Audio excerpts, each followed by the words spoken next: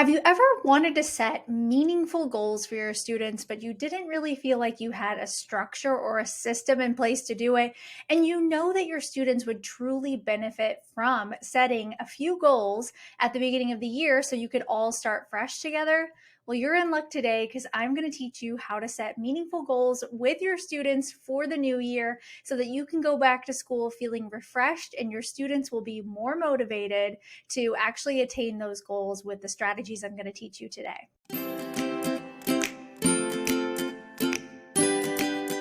Hi, I'm Molly, and I'm a fifth grade teacher who helps other teachers just like you learn how to transform your literacy block so you can spend more time teaching and less time prepping.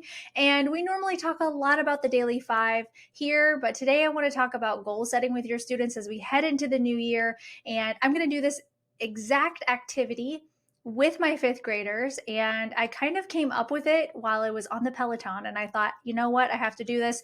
And it was motivated by a song that I heard.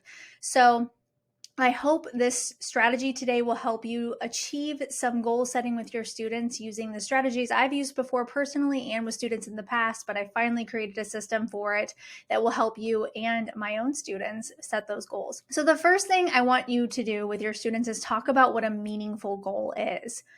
If they've never been modeled by a parent or a caregiver how to set a goal and what it looks like for an adult to achieve one, then they might not have any background knowledge on what a goal looks like.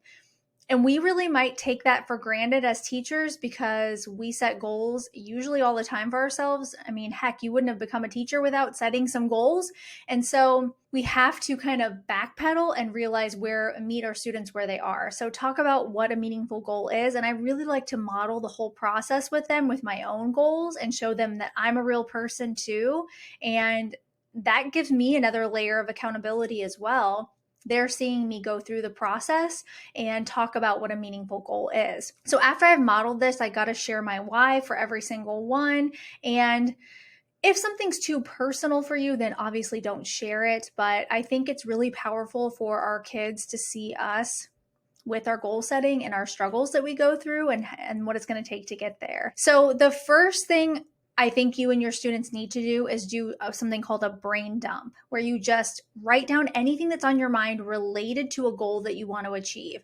You can set a timer for 5 or 10 minutes. You could have some peaceful music playing, or you could have it quiet and just tell them anything goes. You just have to get it off your brain. That's the first step to setting really meaningful goals. So you've already modeled how to do it and you're showing them how to do the brain dump. After that's when you're going to set the goals with intention. And this is where the idea came to me on the Peloton. I heard the song and I was like, oh my gosh, I could set goals with my students. And I'm forgetting the name of it, but it was a Fall Out Boy song. I'm going to curate a list of songs that are rated G that don't have any bad words and listen to it with my students while we're setting our goals. They're going to be motivational songs. And I think the songs just help everybody like be at ease. My students have playlists on their iPads that they can listen to when they're stressed out or having their big feelings. And our school counselor did that with them and they love doing that so much that I know that this will be powerful as well with the songs that you choose. So having them listen to the music and just having that Zen one-on-one time with their goals.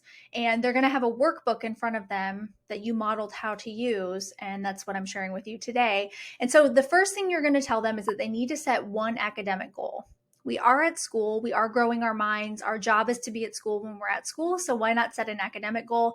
If your classroom is like mine, they've probably already set some academic goals. So this would be a good time for them to go to their data binder and check in and see what their goals were.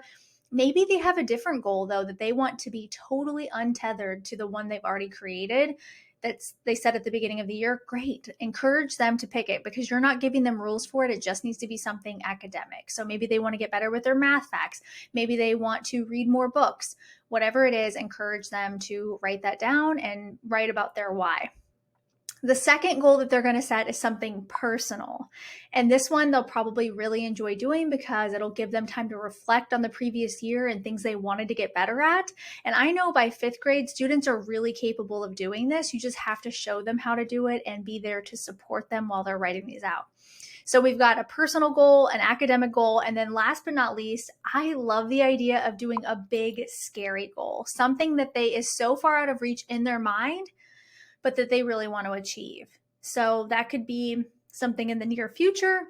It could be something later down the road. I write a big scary goal every day in my little workout planner before I go work out, and it just helps keep that in my subconscious.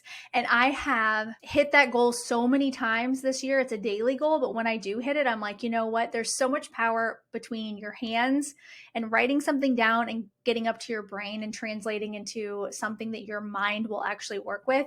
And I think having a big scary goal is also something that could motivate your students tremendously. Sometimes it's called a push goal. I think big scary goal will resonate with them. It doesn't have to be anything crazy, but it's definitely something that seems far out of reach. So those are the 3 goals that I would encourage you to do with your students. If your students are in grades 2 through 5 or higher, they can write these out inside the workbook, but I'm also going to have things for kindergarten and first grade teachers so they can draw pictures with their goal and have sentence frame structures. Because as a former K1 teacher, I totally understand that not all of our students are writing quite yet independently at this point of the year. So having something to scaffold their writing will help them with their goal setting. So remember, you can do this activity when you come back to school. Be easy on yourself. You don't have to jump right into all the academics. Everybody is coming back from different home settings. And this is a great way to recalibrate your classroom and get everybody on the same page and have them looking forward to things in the new year. You can check out my workbook below inside of my TPT store and grab a copy for your classroom as you head back in January to school. And I truly hope that you have the best week back at school. I know it can be hard to kind of get back into the swing of things, but just know that I'm going to be doing it with you, and I'm here cheering you on every step of the way. Share this video with a friend who's going back to school in January and wants their students to set goals, and I'll see you next time.